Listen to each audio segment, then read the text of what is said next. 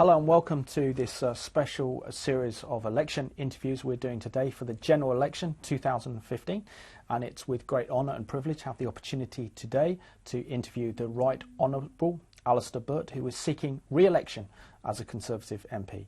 Alistair, welcome to this special programme on the general election. Can you share with us how your views and beliefs as a Christian have shaped your decisions in Parliament, both as a Member of Parliament and also as a Minister of State? First and foremost, I'm lucky enough to have been brought up in a Christian household, and I think my faith first and foremost gave me a sense of vocation. I wanted to serve the public in a particular way. I was attracted to politics. I have no politics in the family. My family have not been involved. I come from a line of MPs or anything like that. But something attracted me to serving the public and working out my vocation and using my talents in the public sphere through politics. And I think that's probably been the most definitive way in which my faith has affected my whole life. Secondly, in the way in which I try and do my work. I try and serve people as best I can. The concept of servant leadership is very important, to know when to serve, to know when to lead. And it means that over the years I've got involved in social issues, in poverty issues, and things which I think mattered to Jesus, matter to God. Occasionally it makes me take a tough stance. Sunday trading many years ago, people may remember, the government tried to put that through in a whip, and I didn't support the government at that time, even though I was a parliamentary private secretary. So there are occasions when you stand up and say this isn't right, and you mark out your territory. But most of the time, I think what I hope it's given me is a perspective of being part of a Christian family, working in an area which is difficult, which requires compromise, which is sometimes messy, but where it's where God wants to be. Politics is involved with life, and Christ was involved with life. And I think for my friends in other parties who share a faith but have different ways of approaching problems, it's a common bond, and I've loved the opportunity and the vocation that it's given me. So here we are in the midst of an election campaign where you're seeking to be re-elected, and you're hoping and also probably praying that your party, the Conservatives, win the next general election. But I have to ask you, what do you make of this campaign so far, and why is it important to vote, and why does this election matter? I think we've all been through elections where there's been a huge sense of change in the nation. 1979 when Mrs Thatcher won, 1997 when Tony Blair won, even 2010 when people felt after 13 years the Labour Party had done its turn and it was time for something different. This isn't one of those elections. This is an election where I think people recognise that we're on a road. We have recovered from a very difficult situation we were left with in 2010. And a lot of work has been done, and a lot of good work has been done, whether it's been the economy, the reform of public services, whatever. But we are only part way through. And unless we continue on this journey, the risk is we go back to where we were. And we go back to where we were with some of the people who took us there in the first place. So my party is making out that this election is a very important one for the nation, because if we get this judgment wrong, if we go back to where we've been, the hard work and sacrifice of so many people in the country will be in vain. So that's why we're saying keep things going. We've done a lot of good work. There's more to do, and people have got themselves into a position where there's real opportunity and hope for the future if we can see the job through. And obviously we're this crucial part of the election so far. Can you tell us what have been the major achievements of this Conservative government, and what are the core issues that the Conservatives are fighting for?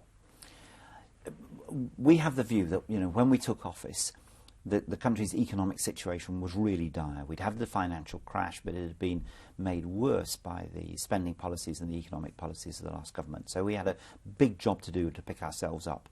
And I pick out these areas where we've done that. Firstly, by restoring the economy, we've helped more people get jobs.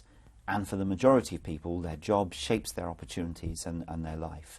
So we've now 1.9 million more people in work. It's 1,000 jobs a day. That's made a real difference to people. We've looked at what people pay into the system, because the amount of tax you pay affects your life.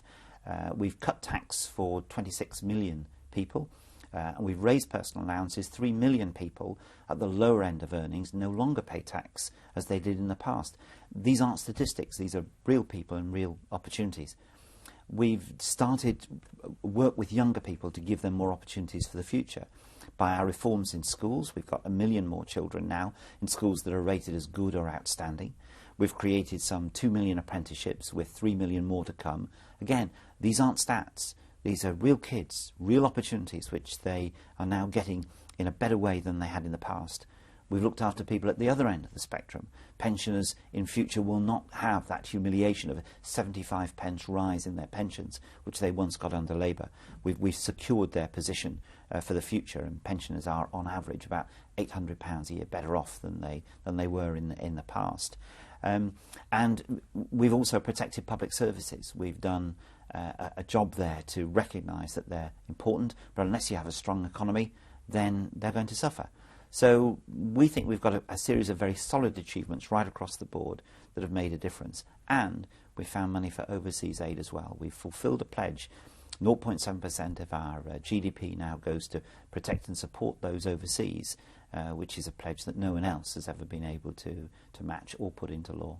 Yeah, talking about the economy, this Conservative government inherited the economy in pretty bad health, pretty much due to maybe mismanagement from the last Labour government and also the banking crisis, which as a government I know that you've had to take very tough decisions, certainly in reducing the deficit by cutting public spending. How can you cut public spending but also protect the poor and the vulnerable at the same time, as many have accused the Conservatives of not really acting in the interests of the poor and the marginalised of society? Well, we've had three principles in terms of protecting people from some of the changes we had to make, and those have been to protect the poorest and the most vulnerable, to protect pensioners, and to make sure that those with disabilities and others were also protected. And we've done that within an overall welfare scheme, the main aim of which has been to make work pay. I was with Ian Duncan Smith many years ago when he set up Social Justice Foundation. I know the estates that he went to look at people who lived a life on benefits. And living a life on benefits is not good news, certainly for the majority of those people who want to break back into work.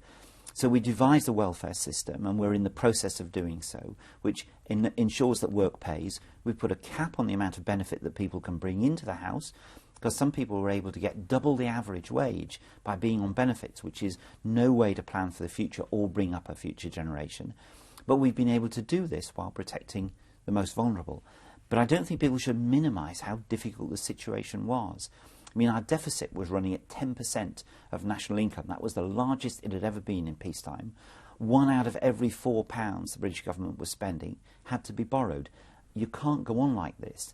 The reason for tackling the deficit is that this is a burden for our children, our children's children, and beyond. So it was right to adjust this, make sure we could bring our means within our ability to pay, bring our spending within our ability to pay, but protect people at the same time. And that's our promise for the future. We've done it in this government. We can do it again by applying the same principles.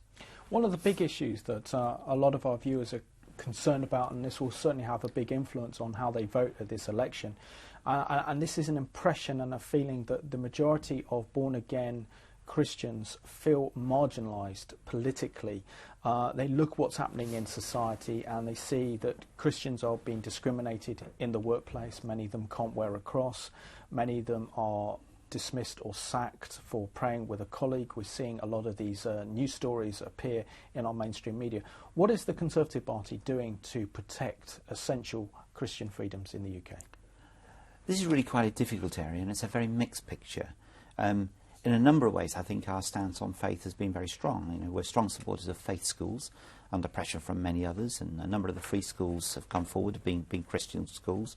When Eric Pickles found that traditional prayers before council meetings were being challenged in some places, he made sure the law was clear to ensure that that traditional practice went on. So we've looked after those issues.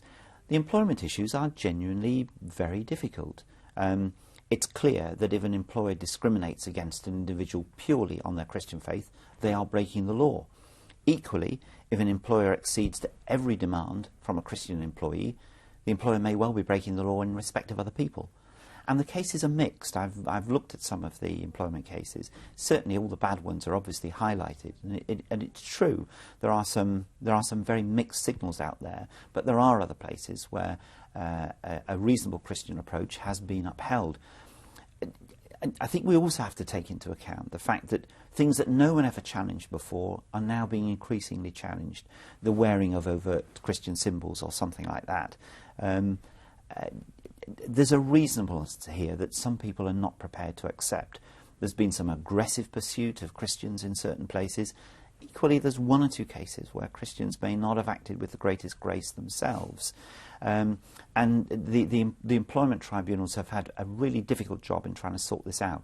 But personally, I'm not comfortable that we've got this right. I think the guidelines are uncertain, and we've got to try and do more with that. But in many cases, it will come down to a balance of reasonableness on all sides. But certainly it shouldn't be the case that a Christian feels that it is they and only they who are picked upon in a workplace. The law should protect them and make sure that's the case. And I think this is an area which, you know, it would be great for your audience if I had a definitive answer. I don't think I have. I think this will continue through case law to be worked through, but we have to be very clear that as the law does protect freedom of belief and religion, that should be upheld, but it does have to be upheld in a context where other people also have their rights too. Now, many Christian conservatives who feel very let down by your government over the issue of same-sex marriage and the redefinition of marriage. I know personally many who are Conservative voters who won't be voting purely on this reason. How can you convince our Christian Conservative viewers that it's important they vote for the Conservative Party and who are upset about this particular issue? This is very difficult. I know a number of Christians take this very personally, and for them it is a defining issue. I've always felt in politics, if there is one particular thing that governs your vote, then fine. I mean, and no one would force someone to vote against their conscience or anything like that.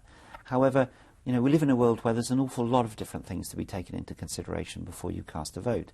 There were plenty of Conservatives, for example, who didn't vote in relation to same-sex marriage. Many people in the other parties did. So it's not a party thing. No party is pledged to repeal same-sex marriage, equal marriage. So there's no party to go to and say something will suddenly be different. So I would urge Christians to look at this very much in the round. If this is the one issue for you, if you dislike David Cameron and any individual Christian like me who voted for it, fine, your choice is clear, and I won't seek to divert you. But if you look at the protection of faith generally, who stands up for faith schools, who seeks to protect traditional prayer, we've got a good relationship for that. There's a further worry I would put to people. As a Christian, I don't want my faith to be defined solely by one particular issue. And there is a risk that the Christian community is getting defined by one thing, its attitude to homosexuality. Now, in the Bible I read, there's a lot more to my faith than this one issue. And there is a risk that we're being marginalised and put in a box because of this one thing. I would like that not to be the case. People are entitled to strong views on this, but society also has its views, and other people have their considerations too. And a loving Christian community recognises that. We all have to live under the law. And sometimes the laws are not always comfortable and not always written with us absolutely very much in mind. But that's the society in which we live. And I would urge Christians to look at these things in the round. I suppose the one issue why this is a difficult issue for most Christians is because it wasn't in your Conservative election manifesto. That's true. There wasn't any white papers or consultation. It seemed that this was pushed through this Parliament to legislate into law, and also happened globally as well, happened in France, throughout Europe, Australia, also in North America as well. So it very much looked like there was an agenda to push this through and ignoring the major consequences of this. I'm not aware of an agenda on this, Simon, beyond a general sense that the world has changed. The world has changed in its attitude to this particular subject. I was born 1959, when homosexuality was still, if I'm right, still a crime in secular society. I think that was wrong, and I'm glad the law has changed. Now, with that has come various other attitudes towards homosexuality, and this is worldwide. It's not a deliberate agenda. It's just the nature of change. And of course, for people who believe in civil rights and human rights, it's akin to other changes in rights, things that were thought correct in previous times are not thought to be correct now. Now, this throws the Christian community into a difficulty. I understand that very well. But even within the Christian community, this is a matter which is being debated and discussed, how this issue is handled, how those with same-sex orientation are handled within a loving Christian community. And we've sometimes been on the wrong side of this. So it's an important issue to work through. And I think Christians should also see it as a mark of stability. Marriage matters. Stability in relationship matters. You could argue that the worst that's happened to modern society is the breakup of partnerships and the damage done to children through that. Christians need to be alert to those issues as well as issues relating to homosexuality and equality. Absolutely. One of the big issues that is dominating this election this year, and that's the issue of Europe. And we've had the intervention of Labour's former Prime Minister Tony Blair, in which he essentially said that the British people shouldn't be trusted with a vote about our membership to the EU. We know that David Cameron has promised, if he is re-elected and your party's re-elected to power, that in 2017 the British people will have the opportunity to vote regarding our membership and our relationship with the European Union. If the British people vote for withdrawal from the EU, will a Conservative government implement the will of the people? Okay, just taking this in part. Firstly, I think Mr Blair is absolutely wrong to say that this is an issue that shouldn't be put to the British people. It's a very important issue. People haven't voted on it. They feel Europe has been done to them in some way, and accordingly it's right that people are given the chance. And I think the Conservative Party's stance on this is very important. It's a clear contrast with Labour, and it will decide quite a number of people's votes, I'm sure. Secondly, we do have an agenda to renegotiate. That is because Europe is slipping behind the rest of the world in terms of competitiveness. In the last few years, Europe's economy has stagnated, as we all know, but India's has grown by a third, China's by 70%. We are making the case to our European partners, unless they change, Europe will fall behind. And we're looking for stronger national parliaments, we're looking for increased competitiveness, and we're looking for freedom of movement, not for benefits, but to work. If the public decide, after a referendum, that they want to leave, of course a Conservative government would implement the will of the people. However the Conservative Party has voted, that must be the right thing to do. Since the last general election in 2010, the world appears to be a more dangerous and less stable place. I mean, we've seen the rise of the Islamic State in the Middle East. We've also seen a resurgent Russia emerge, particularly with a crisis with Ukraine. We've seen really essentially American withdrawal from interventionism across the world. And yet this has become a more dangerous and precarious world. So the question I'm asking you is, hasn't the Conservative government cut our defence spending too much, as many British military generals have warned that in the event of a future war, that Britain can't actually defend herself? I think your analysis is absolutely right. I think the world is a very scary place. Whether it's more scary than at the height of the Cold War is debatable, but alas, that's come back into the equation with what we've seen President Putin do in the Ukraine. It is a dangerous world, and we do have to keep our defences up.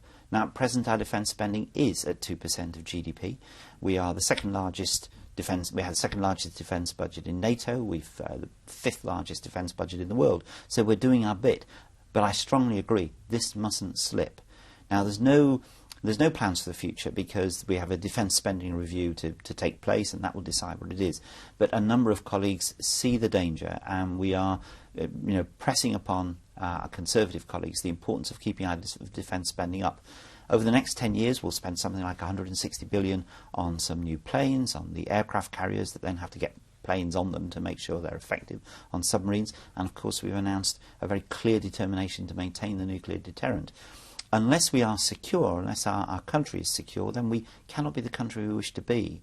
And I think at the moment we've got to be very clear. The old things haven't gone away. We would love to live in a world where reasonable people sit round table and everything is done hunky-dory. It's not true. There are scary people out there. There are scary people out there who are out to change our way of life. And unless we are very determined to defend ours, we will lose it. I wish that the world had learned its lessons, but it hasn't. And if somebody has to be resolute, it has to be us. One of the major issues that we're dealing with internationally is the issue of Iran and Iran's determination to acquire nuclear weapons. Now, we've just concluded a week long of negotiations with the 5+1 nations of the UN Security Council with the Iranian regime to slow down their development of nuclear weapons. But this agreement will mean essentially that in 9 months' time, Iran can reach breakout in terms of actually developing a nuclear weapon. Is this enough to stop Iran developing nuclear weapons and then leading to a proliferation of nuclear weapons in the most dangerous, unstable region of the world? I'm not sure I agree with your analysis that in 9 months' time Iran will have breakout capability. The whole point of this agreement is to make sure that Iran does not reach a breakout capability within a reasonable time, and that there's verification of what it's doing. Iran is a mystery. Iran is a regime that holds its people hostage. Iranian people are not like the regime. And part of what's happening in Iran is the Iranian people want to be different. They want a relationship with the West. They want the economic sanctions lifted. And there is a tussle going on in Iran between hardliners who want to protect the regime and protect what the revolution stood for, and those who realise they can't keep their people hostage.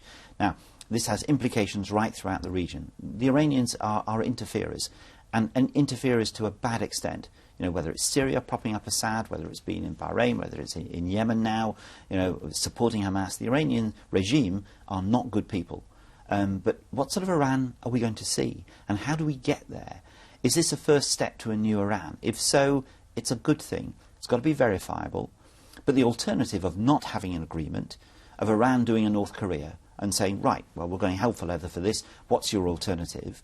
And Iran being systematically bombed, I reckon there ought to be another step before that is on anyone's agenda.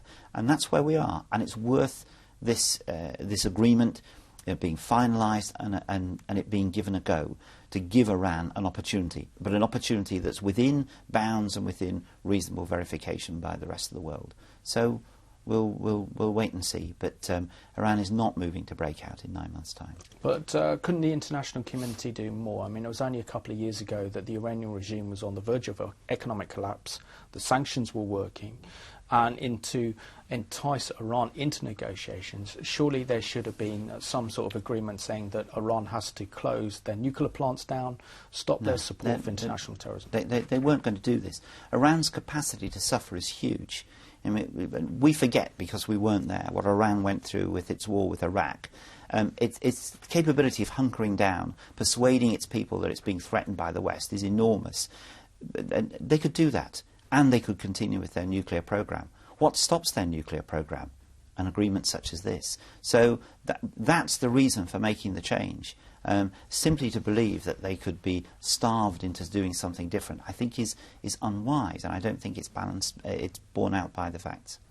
Since I last interviewed you for the European elections, Alistair, we've seen the emergence of the Islamic State with terrifying consequences for the ancient Christian communities in the Middle East. I mean, I used the example of only a couple of months ago where 21 young Egyptian Coptic men were beheaded on the beach off the coast of Libya. What is the international community doing to help our fellow brothers and sisters in Christ who are suffering for their faith in the Middle East today because of the rise of the Islamic State? The rise of Islamic State and the rise of militant Islamist extremism is a disaster, and it's a worldwide disaster. And we've seen it at its worst extent of what's been happening recently.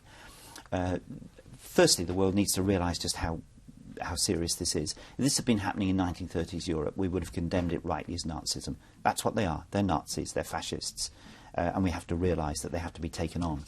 Secondly, they are being taken on. There is an international coalition, because sometimes these people need to be fought. These people are not going to be argued out of their position. Some of them are killers, and they have to face armed force in order to knock them back. And we should be part of a coalition that deals with that. Thirdly, though, this is more than just a need to confront people physically. There's an ideological current to this that is badly askew in the Islamic world, and Islamic scholars know this. They are taking this on. They have to be supported in relation to that.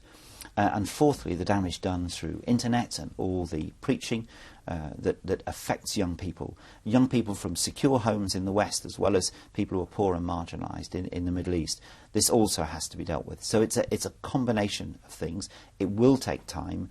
To believe it can be done without physical confrontation is, in my mind, wrong, and to dismiss it too easily as just one of these things that happens in the world is wrong. This is now a serious challenge, and it's a challenge to humanity's memory when the things of the past are destroyed in the way in which they are. This is as serious a threat as we have faced in 50 or 60 years. This Conservative government deserves a lot of credit for not giving in to the international pressure to recognise a unilateral Palestinian state. Can you tell us what the Conservative Party has done in government to protect Israel and to defeat the boycott, divestment and sanctions that have been targeted against Israel to delegitimise the Jewish state?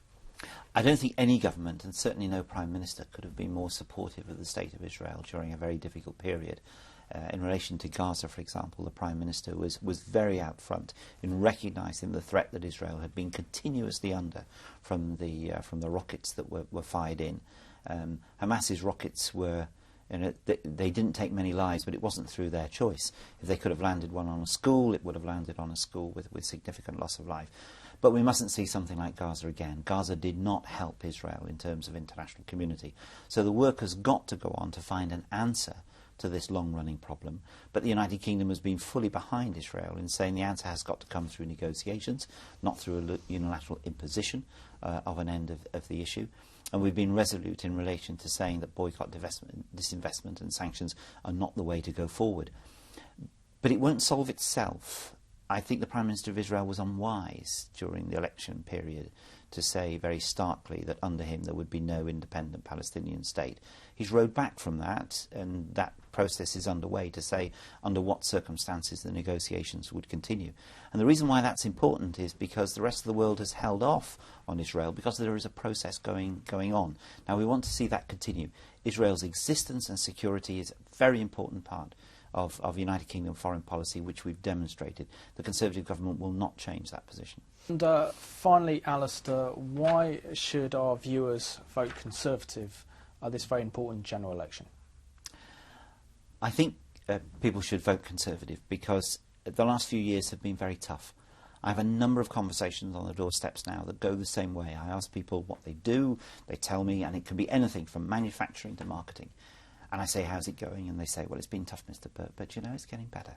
And I say, well, that's because it's no coincidence. You've worked hard and we've worked hard. Keep it going. If we get the economy right, it's opportunities for you, it's opportunities for your family.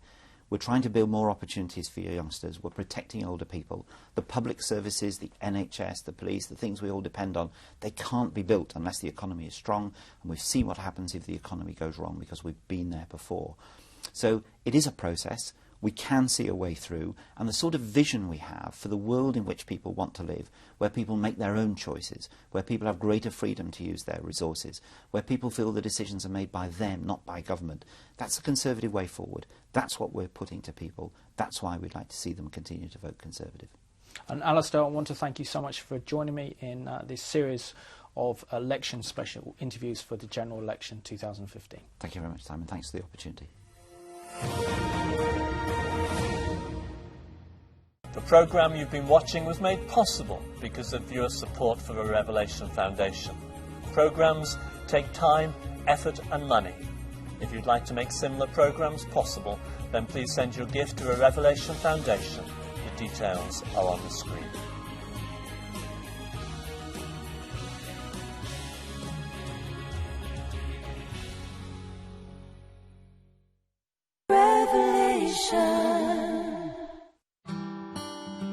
All of us at Revelation TV want to thank you for viewing this important message and to welcome you to explore further all of our programming. There are so many ways of watching Revelation TV: by Sky, FreeSat, Freeview HD, the Roku Box, and of course through the internet. If you would like further information on Revelation TV, please contact our office on info@revelationtv.com or by writing or ringing the address and telephone number on the screen. With God's blessing and your support, we're believing for Revelation TV to reach an ever-growing audience with the truths of the gospel. Thank you, and God bless you.